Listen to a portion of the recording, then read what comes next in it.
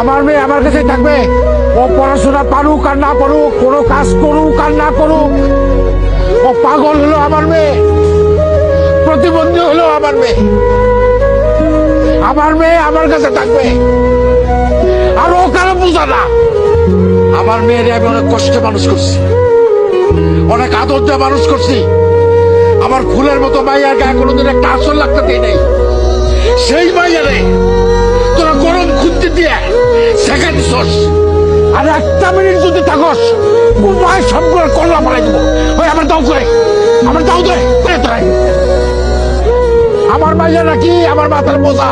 আরে মাইয়ারা কোনোদিন বাপের বোঝা